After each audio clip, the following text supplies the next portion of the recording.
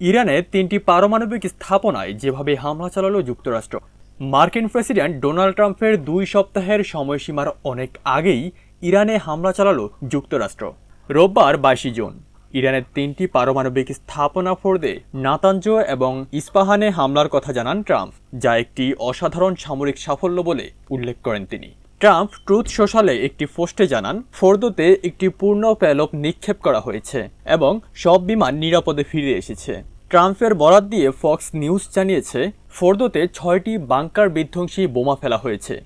বাকি ২টি স্থাপনায় ৩০টি টমাহক ক্ষেপণাস্ত্র নিক্ষেপ করা হয়েছে। ফোর্দোতে ভূগর্ভ ইউরেনিয়াম সমৃদ্ধকরণ কেন্দ্র, যেখানে ইরানের সবচেয়ে উন্নত সেন্ট্রিফিউজ রয়েছে। রাজধানী তেহরানে প্রায় ৯৫ কিলোমিটার দক্ষিণ পশ্চিমে এটি অবস্থিত। তাসনিম সংবাদ সংস্থার উদ্ধৃত করা একজন ইরানি কর্মকর্তা নিশ্চিত করেছেন, ফোর্দো পারমাণবিক স্থাপনার কিছু অংশ শত্রুর বিমান হামলায় আক্রান্ত হয়েছে। তবে ইরানের কোম প্রদেশ জানিয়েছে, ফোর্দো পারমাণবিক স্থাপনায় হামলার সময় তাদের বিমান প্রতিরক্ষা ব্যবস্থা সক্রিয় করা হয়েছিল। তবে ইরানি কর্মকর্তারা ক্ষয়ক্ষতি বা হতাহতের পরিমাণ সম্পর্কে বিস্তারিত জানাননি।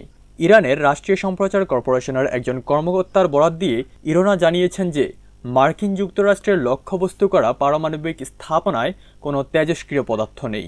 রয়টার্সের তথ্য অনুযায়ী এই হামলায় B-2 স্টিলথ বোমারু বিমান ব্যবহার করা হয়েছিল।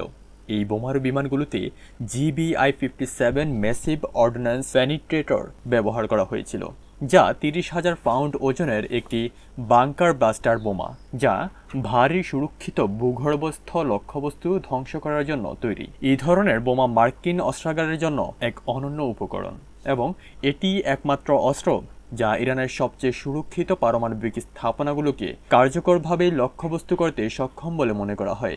একজন মার্কিন কর্মকর্তা দ্য নিউ ইয়র্ক টাইমসকে জানিয়েছেন, ইরানের পারমাণবিক স্থাপনাগুলোতে আঘাত হানা B-2 বিমানগুলো মিসৌরিতে অবস্থিত তাদের ঘাঁটি থেকে প্রায় ৩৭ ঘন্টা ধরে অবিরাম উড়ে আসার পর ইরানে হামলা চালায়। আকাশে বেশ কয়েকবার জ্বালানি ভরেছিল বলেও জানান তিনি। এদিকে ইরানের রাষ্ট্রীয় সংবাদ সংস্থা IRNA পারমাণবিক স্থাপনাগুলোতে হামলার বিষয়টি নিশ্চিত করেছে। হামলার পর এক ভাষণে ট্রাম্প সতর্ক করে বলেন, ইরানের ভবিষ্যৎ হয় শান্তি, না হয় আরও বড় ট্র্যাজেডি। আরও অনেক লক্ষ্যবস্তু রয়েছে যেখানে মার্কিন সেনাবাহিনী আঘাত হানতে পারে বলে সতর্ক করেছেন ট্রাম্প। দর্শক, ধন্যবাদ এতক্ষণ সাথে থাকার জন্য। পরবর্তী আপডেটের জন্য আমাদের সাথেই থাকুন, পেজটি ফলো করে। ততক্ষণ পর্যন্ত ভালো থাকুন। আল্লাহ হাফেজ।